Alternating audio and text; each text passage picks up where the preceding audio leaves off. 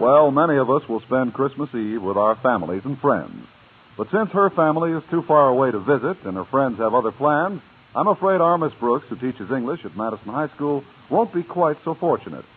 In fact, I can see her now trimming a tiny little tree in the living room of the modest cottage she shares with Mrs. Davis. That's quite a nice tree, Connie. It isn't really, Mrs. Davis, but it's all I could afford. What did you pay for it? I found it in a vacant lot. What I like about it is the size. It's not too big or too small. It's just too small. I can hardly believe it's Christmas again.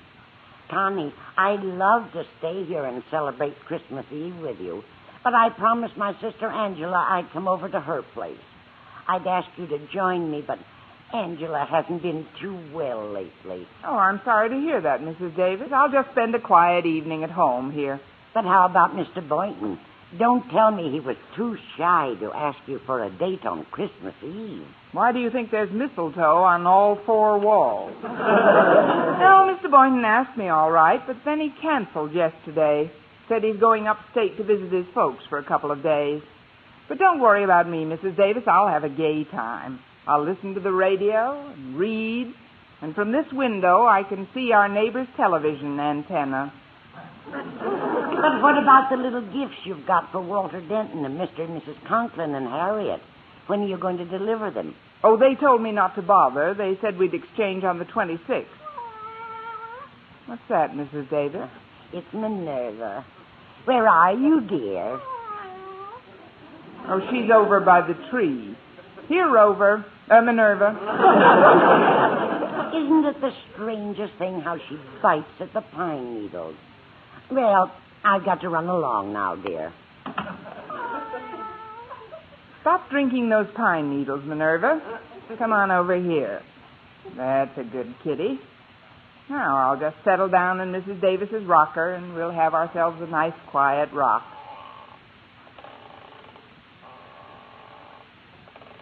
I've got to exercise more. My bones are rusting. Oh, it's the rocker. Kind of soothing at that. You seem contented enough, Minerva.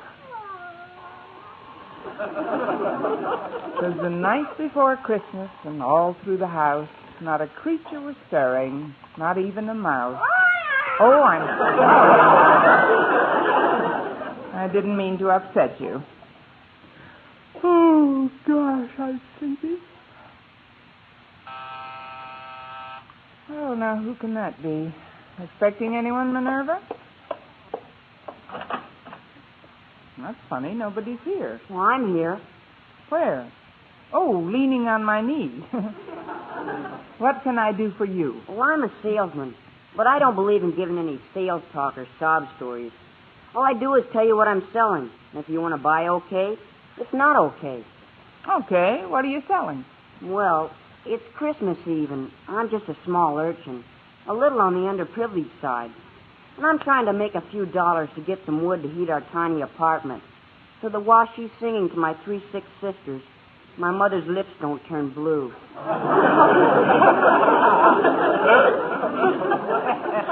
That's what I like, no sob stories. If you're selling handkerchiefs, I'll take 6. Well, no, ma'am, I'm selling Christmas trees. Well, they're only $1 apiece. But I've already got a tree. Well, then I'll make it 50 cents. I really don't need How about a quarter? Look, little boy. Payments can be arranged. Please take them. These aren't ordinary trees, you know. They're magic. Magic? Well, yes, ma'am. You'd be surprised what miracles will happen to you if you buy one. Well, a quarter isn't too much to pay for a miracle. Well, it's 50 cents. I thought you said 25. Well, that's when you sounded tougher to sell. Oh. Well, before I melt down to my coal buttons and the stovepipe hat, here's 50 cents. Well, you won't be sorry, ma'am. Well, here's a little tree. Say, it is kind of cute at that. Would you like to come in and help me set it up? Well, I can't. I've got to get right home. My sitter's been alone long enough. Your sitter? What about your mother and the firewood? Oh, that's just a routine. My folks are attending a dinner the other bank presidents are giving for Father. Well, good night, lady, and Merry Christmas.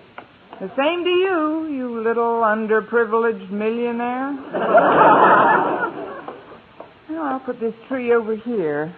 Maybe we can find some extra trimmings for it in the morning. Minerva, would you stop gnawing on those pine needles? I wish I knew what made them so appetizing to her.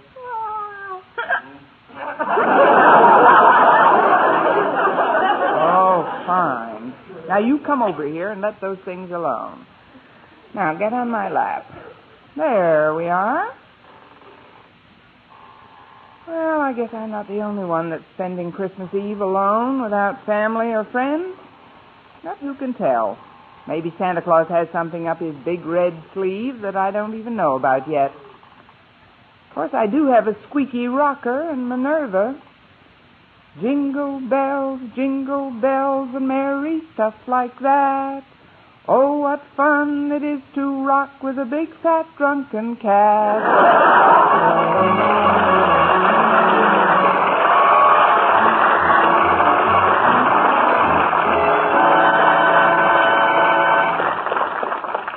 Something wonderful could happen to Miss Brooks this Christmas. It's happened before. I mean the day she first tried Deep Magic, the wonderful new facial cleansing lotion that cleans your skin up to 3 times cleaner than soaps or creams and protects your skin against cold winter weather's damage. Deep Magic is completely different. It's a lanolin gentle flowing lotion cleanser that flows deeper into your pores and gently removes deep pored dirt and makeup other cleansers can't reach.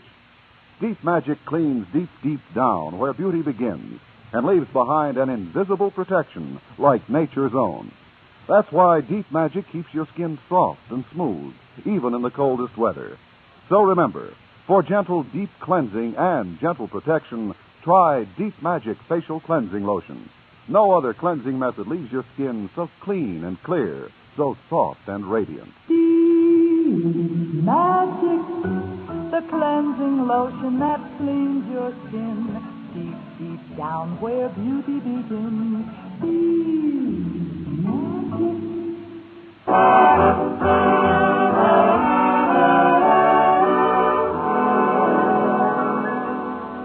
As I sat in the living room Christmas Eve with Minerva the cat on my lap, I couldn't help noticing that the tree which I'd bought from that wealthy urchin had a rather peculiar luminosity.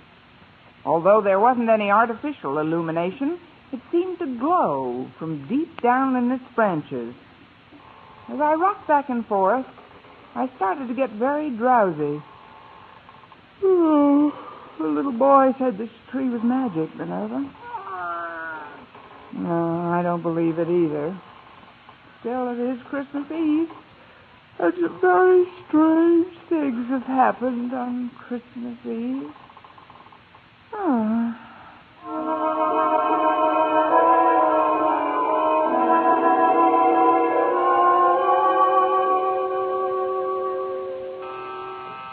Huh? What's that? Oh, I must have been dozing. Coming! Well, it's Walter Denton. Come in, Walter. Noel, joyeux Noel. Gracias. Come on into the living room, Walter. Thanks, Miss Brooks. Here, I brought you this little gift to put under your tree. Oh, that was very thoughtful of you. Put it under this tree over here. Okay. Say you've got 2 trees, haven't you?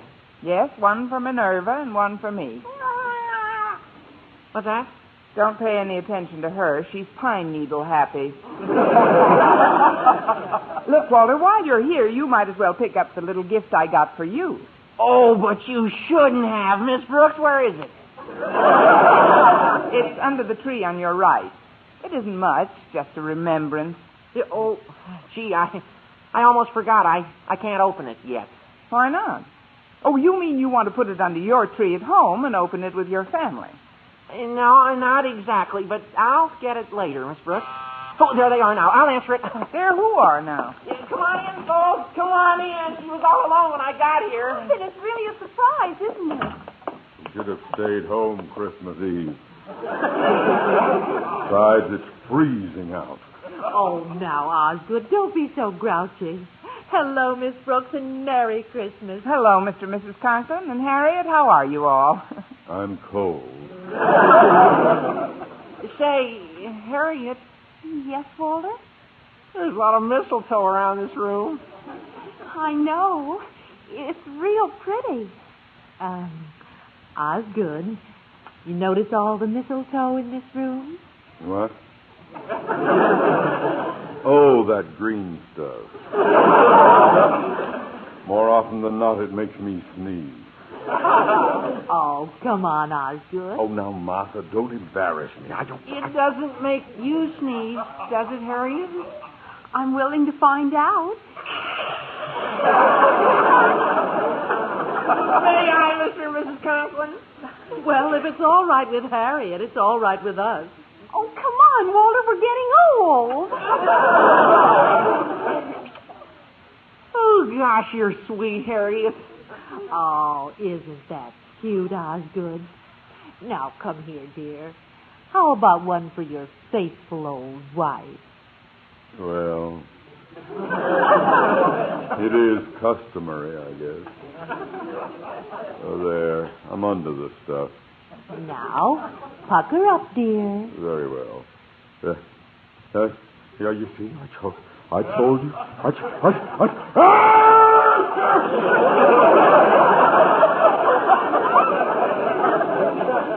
Oh, now let's stop this romantic drivel and act like adult human beings. Miss Brooks, I'd like to take advantage of this visit to inquire as to your plans for the coming year's classwork. Now, please, Osgood, this is no time to talk of school affairs. We're here to spend part of our holiday with Miss Brooks. It was very nice of you to think about me, Mrs. Conklin. It was nice of all of you. I really... Where are Walter and Harriet? Denton, get my daughter away from that mistletoe at once. Mr. Conklin, Harriet isn't allergic to mistletoe. No, but I'm allergic to you. Oh, Harriet's almost irresistible sometimes, especially alongside of older women like Mrs. Conklin and Miss Brooks. Sounds like the bell. I'll get it. Why, Mr. Boynton, come in. Oh, thanks, Miss Brooks. I thought you were going upstate to see your folks. I was, but they sent me a wire that they wanted to come down here for a week or so. Now, they'll arrive in the morning. So I thought I'd drop this little gift off for you tonight. Oh, but you shouldn't have. Where is it? Let's just put it under the tree in the living room. Look who's here, everybody. Well, it's Mr. Boynton. Hi there, Mr. B. Oh, this is nice. Hello, Boynton. Pretty cold out, isn't it? Hello, folks. This is beginning to get more like Christmas Eve every minute. Sit down, Mr. Boynton. Oh, I'm certainly glad your folks decided to visit you instead of vice versa. Miss Brooks, have you pointed out the mistletoe to Mr. Boynton? Oh, why don't you stop that nonsense, Martha? It isn't nonsense. Mr. Boynton, look at the mistletoe. Mistletoe? Oh, yes. You know, a very interesting example of the flora found in various areas throughout the globe. An evergreen parasitic shrub, it is indigenous to the regions where apple trees and oaks abound. Now that the lecture is over, may we ask questions? Certainly, Miss Brooks. Want to stand under it? Stand under it?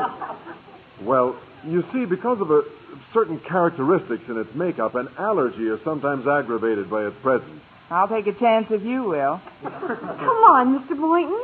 Come on, Mr. Boynton. Just bring him over to this wall here. Well, I'll get under it if you like. Well, don't just stand there. Can't you see Miss Brooks is cooking? Don't fuss for me. I couldn't eat a thing.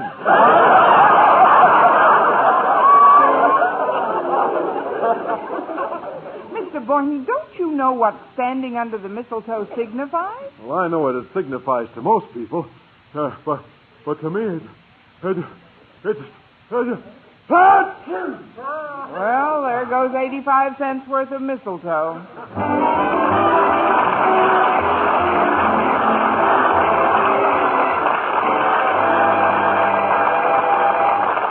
Miss Brooks will return in a moment. It can't be a Merry Christmas or a Happy New Year either if you mar it with accidents. So leave the dreaming to our Miss Brooks and keep your head nailed on tight during this hectic holiday season. CBS Radio wishes you the merriest of Yules and a happy, healthy 1956. But you've got to make it all come true yourself. Driving, drive carefully. Holiday accidents are the most tragic of all. The most numerous, too, by the way.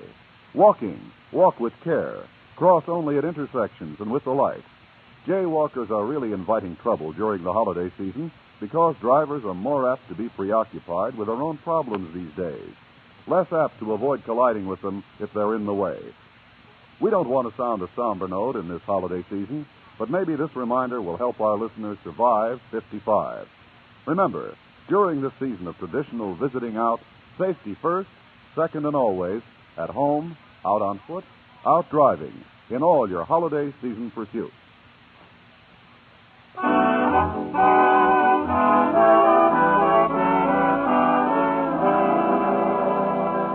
Well, my anticipation of a lonely Christmas Eve at home was delightfully dispelled by the arrival of my friends.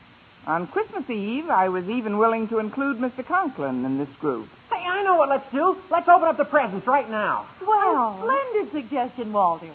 Shouldn't we wait until just before we leave? Might be less embarrassing that way. Well, if you want to open them now, go right Golly, ahead. this one tree is pretty crowded. I'll put some of these packages under this little one over here.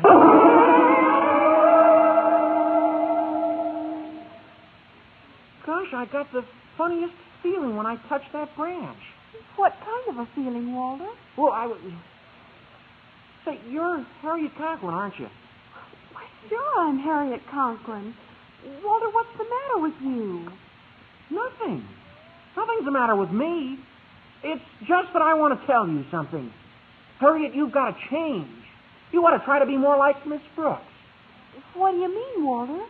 Well, if you want me to stay interested in you, you've got to be more alluring, youthful, glamorous, feminine, in that real feline Brooks way. Walter, have you been drinking pine needles, too? Why, look at the tree. It seems to be glowing. Oh, what do you mean, glowing? It's just the reflection from the street lights. This party's giving me the meaning. Holidays, indeed. Here, I'll just move the tree where it won't glisten in our eyes. There we go. Ho, ho, ho! Merry Christmas! Why, Mr. Conklin. Of course I'm Mr. Conklin. Happy-go-lucky, fun-loving, gag-a-minute Osgood. Gag-a-minute, Osgood. Sometimes I've wanted to. Miss Brooks, is that really you standing there? I think so, Mr. Conklin. Why do you ask? Because you suddenly look so different, so intelligent. Miss Brooks, I've made up my mind. You are now head of the Madison High English Department. Ha, ha, ha! Well, thank you, fun-loving Osgood. Ah, yes, I'm going to put this wonderful tree where it belongs, right in the center of the room. Give me a hand, Boynton. Yes, sir, Mr. Conklin. I'll just take this end here.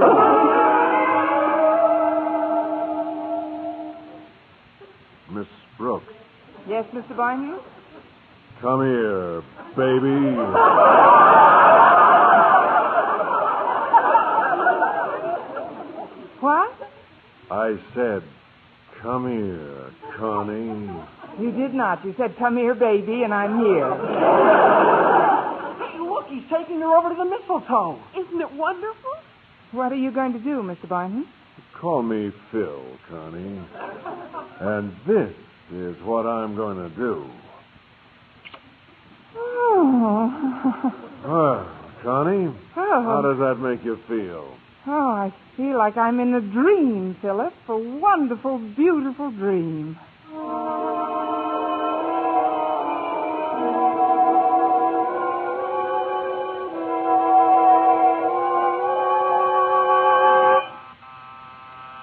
Oh, what's that? Mr. Boynton. Mr. Boynton, where did you go? Where is everybody? Oh, I must have been dreaming. Well, that's real enough. I'll be right there. Oh, I'm sorry, Minerva. I didn't mean to drop you. Surprise! Merry Christmas, Miss Brooks! I'm cold. Why, it's the Conklins and Walter and Mr. Boynton. But you all just left. I mean, come in. We thought it would be nice if we spent our Christmas Eve together, Miss Brooks. Yes, and we've brought a few little gifts over for you. I'll just put them under this tree here. Yes, do that, Walter. Well, aren't you going to ask me why I didn't go upstate, Miss Brooks? I know why, Mr. Boynton. Your folks are coming down to see you. How did you know that? I just got the telegram. Don't let's get too carried away with the holidays. We've got to prepare for a hard school season ahead, Miss Brooks. Oh, let's not talk about school affairs now, Osgood. Walter, look at the mistletoe. Yeah, look at it. Oh, now, just a minute. Before we go through all that again, would you please touch that tree, Mr. Boynton? The one on the left with the... Why, it's gone. There's only one tree. Miss Brooks, are you all right? Of course I'm all right. Could I have dreamt that part, too? Mr. Boynton, would you do me a favor, please? Well, of course, Miss Brooks. What is it? Would you touch the Christmas tree? Touch it? Please, it's important. Well, all right. There. Nothing happened. Well, what did you expect would happen? A miracle.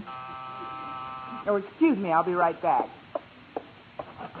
Well, I'm a little urchin, and I'm selling magic Christmas trees. But you were Oh, just... please buy one, lady. They only cost 50 cents apiece. 50 cents? That's right. Here's $2. Give me 4 of them.